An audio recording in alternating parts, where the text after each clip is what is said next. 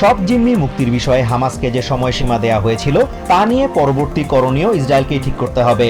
শনিবার ৩ জিম্মির মুক্তির পর সামাজিক মাধ্যম ট্রুথ সোশ্যালে এক পোস্টে প্রেসিডেন্ট ডোনাল্ড ট্রাম্প লিখেন, ইসরায়েল যে সিদ্ধান্তই নেবে ওয়াশিংটন তাদের পাশে থাকবে।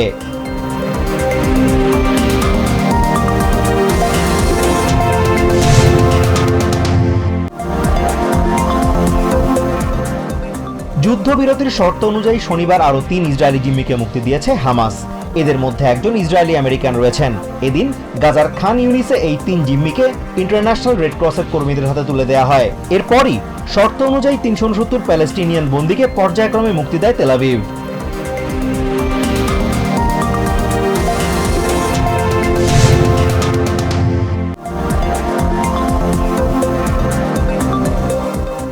লেবার ও health and human services department এবং কনজিউমার ফাইন্যান্সিয়াল প্রোটেকশন ব্যুরোর গুরুত্বপূর্ণ নথিতে প্রবেশাধিকার পেল dose.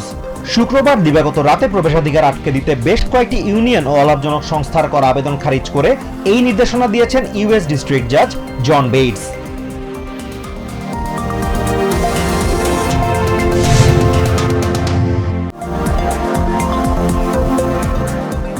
New York City mayor Eric অ্যাডামসের বিরুদ্ধে দুর্নীতির মামলা খারিজ করতে আদালতে আবেদন করেছেন ফেডারেল প্রসিকিউটররা। শুক্রবার করা এই আবেদনে বলা হয়েছে, ভারপ্রাপ্ত অ্যাটর্নি জেনারেল মনে করছেন এই মামলা নিউ ইয়র্ক সিটির 2025 নির্বাচনের প্রভাব ফেলবে, তাই এটি খারিজের আবেদন করা হয়েছে।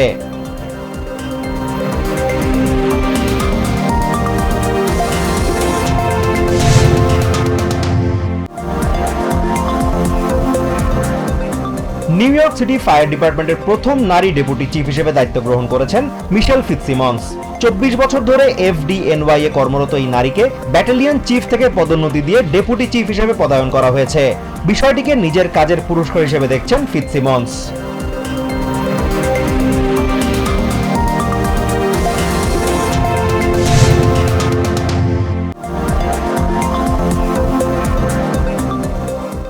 মোটর বাইকে করে বিশ্ব ভ্রমণের অংশ হিসেবে ইরানে প্রবেশের পর এক ব্রিটিশ দম্পতিকে আটক করেছে দেশটির পুলিশ।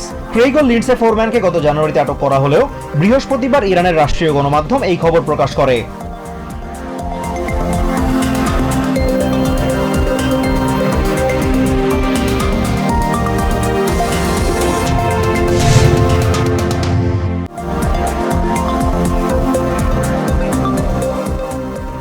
লেবাননে জাতিসংঘের গাড়িবহরে হামলার ঘটনায় জড়িত সন্দেহে অন্তত 25 জনকে আটক করেছে দেশটির আইন শৃঙ্খলা বাহিনীর সদস্যরা। দেশটির স্বরাষ্ট্রমন্ত্রী আহমদ আল হাজ্জার এই তথ্য নিশ্চিত করেছেন।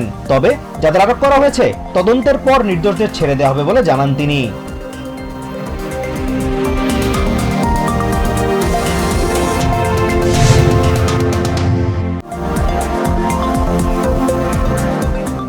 রাশিয়াকে ঠেকাতে ইউরোপের দেশগুলো সেনা সদস্যদের সমন্বয়ে আর্মি অফ ইউরোপ গঠনের আহ্বান জানিয়েছেন ইউক্রেনের প্রেসিডেন্ট ভলোদিমির জেলেনস্কি। শুক্রবার মিউনিক সিকিউরিটি কনফারেন্সে এই আহ্বান জানান তিনি। জেলেনস্কি বলেন, এই যৌথ বাহিনী গড়ে তোলা এখন সময়ের দাবি।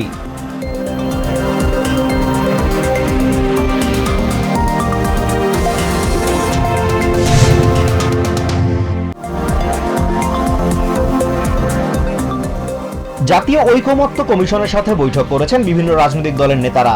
শনিবার ফরেন সার্ভিস একাডেমিতে এই বৈঠকে প্রধান উপদেষ্টা ডক্টর মোহাম্মদ ইউনূস বলেন, অন্তর্বর্তী সরকারের প্রথম অধ্যায় সফলতার সঙ্গে শেষ হওয়ার পর দ্বিতীয় অধ্যায়ের যাত্রা শুরু হয়েছে।